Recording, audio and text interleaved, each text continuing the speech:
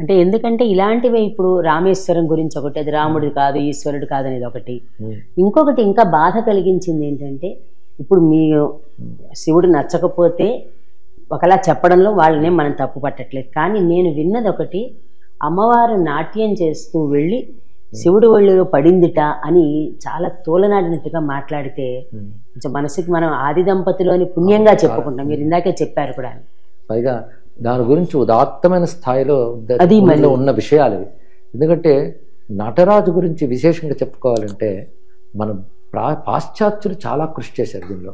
వాళ్ళు ఏం కృషి చేశారో చూస్తే ఆశ్చర్యపోతాం. అలాంటివే అంత చక్కటి ఫిలసాఫికల్ ఇంటర్ప్రిటేషన్, సైంటిఫిక్ ఇంటర్ప్రిటేషన్ ఉంటూ ఉంటే మనం ఇంకా దేవతా దృష్టి చూసుకుని ఇలాంటి వ్యాఖ్యలు చేయడం బాధాకరం. డేవిడ్ స్మిత్ అని ఆయన డ్యాన్స్ ఆఫ్ శివ అని పుస్తకం రాశాడు. చాలా అద్భుతమైన గ్రంథం రచించాడు. అతను ఎంత పరిశోధన చేశాడో చిదంబరం వెళ్ళి సూక్ష్మమైన విషయాలు సైంటిఫిక్గా, ఫిలసాఫికల్గా, పొయిటిక్గా, ఆర్టిస్టిక్గా ఎన్ని కోణాలతో రాశాడు. అలాంటి విషయాలు చదివితే మనకి ఎన్నో రహస్యాలు తెలుస్తాయి. అలాగే సెర్న్ అని ఒక సంస్థ ఉంది ఎక్కడ మన స్విట్జర్లాండ్లో. అది న్యూక్లియర్ సైంటిస్ట్ సంస్థ, అది న్యూక్లియర్ సైన్స్ సెంటర్. అది అక్కడ రెండు విగ్రహాలు ఉన్నాయి, 2 నటరాజు విగ్రహాలు. అక్కడ హెడ్ని అడిగారు, మంచి ఆర్ట్ పీస్ పెట్టారు, ఇది పెట్టాలని మీకు ఎందుకు కోరిక కలిగింది అంటే, ఇది మా సైన్స్ని డెపిక్ట్ చేస్తుందని చెప్పాడు. ఒక ఆటంలో జరిగేటువంటి స్పందన ఏదైతుందో అది నటరాజు విగ్రహంలో ఉంది చూడండి మరి అని ఎక్స్ప్లెనేషన్ ఇచ్చారు. దీనికి ఫ్రిడ్జ్ ఆఫ్ కాప్రా అని ఒక ఆయన టావో ఆఫ్ ఫిజిక్స్ అనే గ్రంథంలో కాస్మిక్ డ్యాన్స్ ఆఫ్ శివ అని రాశాడు. అది బ్రిటన్లో మన భారతీయ వారసత్వానికి సంబంధించిన ఒక ఆయన లైబ్రరీ క్యూరేటర్గా ఉండేవారు, కుమారస్వామి. ఆయన కొన్ని 1000 పేజీలు నటరాజ తత్వం మీద రాశాడు. ఎంత ప్రాచీనమైనదో. అలాంటి అద్భుతాలు కనబడుతుంటే అవి విడిచిపెట్టేసి నటరాజుకి విద్య రాదు, మావాడికి ముందు విద్య వచ్చింది, 2 మాటలు చెప్పడం తప్పు. విష్ణువు సర్వవిద్యా స్వరూపుడు కాదనం కానీ ఇందులో అమ్మవారి శివుడి గురించి చెప్పినప్పుడు అద్భుతమైన విషయం ఉంది. తాండవం శివుడిది, లాస్యం అమ్మవారి. అవునండి. నాట్యశాస్త్రం, భరతుడు నాట్యశాస్త్రంలో ఈ రహస్యాలన్నీ రచించారు. ఇక్కడ లాస్యం అంటే కోమలంగా, సౌమ్యంగా ఉంటే కైశికీ వృత్తి అని, తాండవం అంటే ఉద్ధతంగా ఆర్భటి వృత్తితో ఉంటుందని చెప్పాడు. ఈ సృష్టిలో ఈ 2 గమనాలు ఉంటాయి. ఒకటి సౌమ్యమైన ఒకటి లక్షణం, ఒకటి తీవ్ర లక్షణం ఉంటాయి. ఈ 2 కలిపే సృష్టి. ఈ 2 చైతన్యం యొక్క లక్షణాలే. చైతన్యం ఒకే పరమాత్మ. అటు తాండవం, లాస్యం అని 2 చూపించాడు. ఆ లాస్య స్వరూపం అమ్మవారు, తాండవ రూపం శివుడు. నిజానికి వీరిద్దరూ కలిసి ఒకే తత్వంగా శాస్త్రం చెప్తాను. అంటే ఒకే పరమేశ్వర తత్వం తను తాను 2గా విభాగం చేసుకుని అదే అర్ధనారీశ్వర తత్వం. అంటే వారు ఉభయం లేకంగా చూడడం. ఆ తత్వము అంత చక్కటి తాత్వికమైనటువంటి నిర్వచనాలు ఇవ్వాల్సిన కాలం మనది. ఇలాంటి తాత్విక వైజ్ఞానిక నిర్వచనాలు ఇస్తే నేటి సమాజం, విదేశీ సమాజం కూడా ఆదరిస్తున్నారు. అందుకే వాళ్ళు సైంటిఫిక్గా అర్ధనారీశ్వర స్వరూపాన్ని, నటరాజ స్వరూపాన్ని, ఇది సైన్స్ చెప్తున్న విషయం అని చెప్పారు. సృష్టిలో ప్రతి చోట స్త్రీ తత్వం ఉంది, ప్రతి దాంట్లో ఉంది. అదే అర్ధనారీశ్వర తత్వంలో చూపించారు. ఎంత విశేషమని వాళ్ళు అంటూ ఉంటే మనం కూర్చుని ఇది ఎక్కువ అది ఎక్కువ అనుకుని వాదించుకుంటే ఏం బాగుందా. అలాగే విష్ణు శాస్త్రానికి కూడా నేను అయోవా అని షికాగో దగ్గర ఒకటి ఉంది, అక్కడ వేదిక్ యూనివర్సిటీ ఉంది. వేదిక్ సిటీ అని డెవలప్ చేశారు వాళ్ళు. వేదిక్ సిటీ అంటే మన వేదిక్ కాన్సెప్ట్స్తో మోడర్న్ ఎడ్యుకేషన్ నేర్పుతూ ఉంటారు. అక్కడ ట్రాన్స్జెండర్ మెడిటేషన్, మహర్షి యోగా సెంటర్స్ అవన్నీ ఇక్కడ ఆయన పెట్టింది. అక్కడ కాటేజ్లో ఉంటే ఆశ్చర్యపోయాను. విష్ణు శాస్త్రంలో ఒక్కొక్క నామంలో ఉన్న అంతరార్థాన్ని వాడు ఒక కాస్మోస్, అంతరిక్ష విజ్ఞానం, విశ్వవిజ్ఞానంతో అన్వయిస్తూ చిత్రాలు వేశారు. చాలా గ్రేట్. అంటే వాళ్ళు విష్ణుతత్వాన్ని ఎంత గొప్పగా దర్శిస్తున్నారు. అలా దర్శించాలి. అలా దర్శించే భావాలని వేదంలో, ఉపనిషత్తులు ఉన్నాయి. వాటితో అన్వయించి చూడాలి.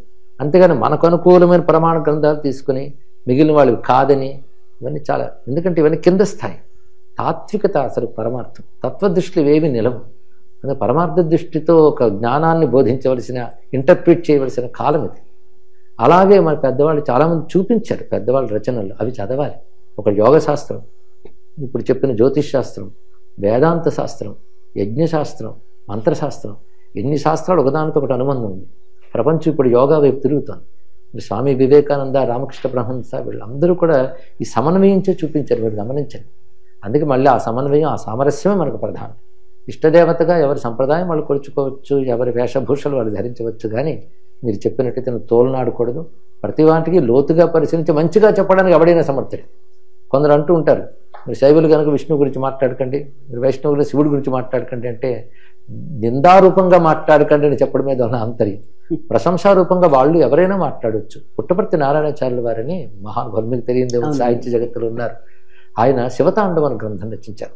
ఆయన మహానైష్ఠిక వైష్ణవుడు, అష్టాక్షరి మంత్ర సిద్ధుడు, అష్టాక్షరి మంత్ర గీతాలను కూడా రాశారు. ఆయన శివతాండవం చాలా అద్భుతంగా రచించారు. ఒక్కసారి చదివితే ఎన్ని రహస్యాలు చెప్పాడు. నాట్యశాస్త్రం అంతా పెట్టారు.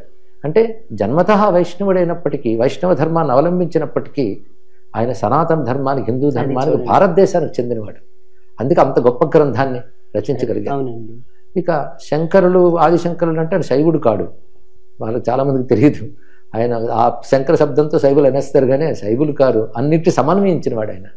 తాత్వికత ప్రతిపాదన చేశాడు. ఉన్నది పరమాత్మ ఒక్కడే, రెండో వస్తువు లేదు పోవాలి. నువ్వు రెండుగా చూడడం భ్రాంతి, ఉన్నది ఒకటే అన్నాడు. అద్వైతం అందుకే కదా.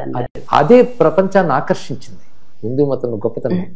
అదే ఆకర్షించడం వల్ల ఆ మాట చెప్పిన వివేకానంద, ఆ మాట చెప్పినటువంటి చిన్మయ మిషను, ఆ మాట చెప్పిన రామకృష్ణ మిషను, ఇవి ప్రపంచంలో అందరినీ స్ఫూర్తిని కలిగించుతున్నాయంటే ఆ తాత్వికత చాలా ముఖ్యం.